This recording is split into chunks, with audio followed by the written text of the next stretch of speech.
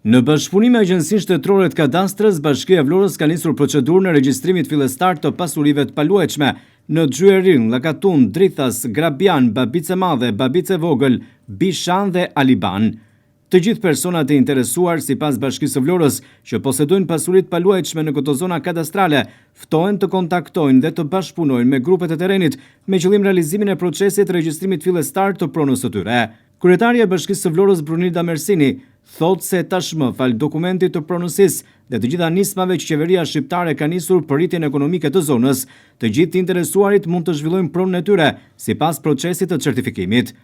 Ne jemi duke vazhduar menaxhimin e 6 fshatrave në zonën e Vlorës, që do të thotë Babica, e Madhe dhe e Vogël, Gjuerina, Drithas, Grabian, Mifol dhe Aliban. Me këto 6 fshatra ne mbarojmë procesin e menaxhimit të tokave bujqësore me një pjesë të stafit të bashkisë, por janë bashkangjitur dhe zoti Ernest si pronar i kësaj sipërfaqes ku jemi këtu në Gjyerin dhe 2 punonjës të Agjencisë Kadastrës Shtetërore, të cilët i falenderojmë për punën që kanë bërë deri tani në identifikimin e 180 pasurive në këtë zonë.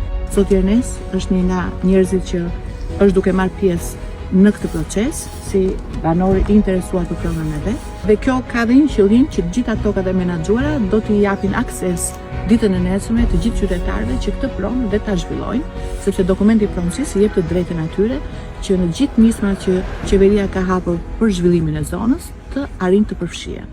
Gjatë bashkëbisedimit me banorët e këtyre fshatrave, kryebashkiakja Mersini u ndal në Gjyerin, ku prej më shumë se 25 vitesh Fadili dhe Bushania kanë hapur aktivitetin e tyre Baxho, duke qenë sipas kryetares së bashkisë një model pune për përkushtimin.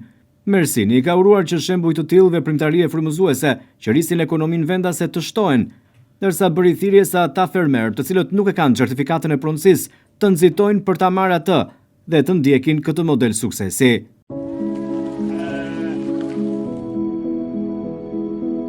Ka njerëz punëtor kudo.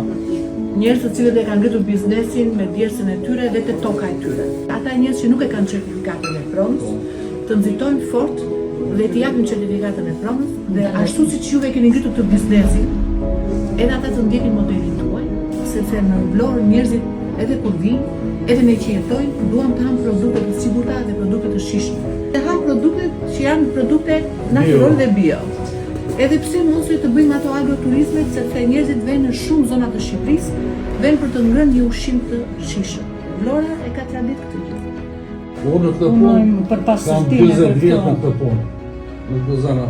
Edhe mendoj fort që njerëz si puna juaj duhet të jenë model edhe për zonën ku jetojnë.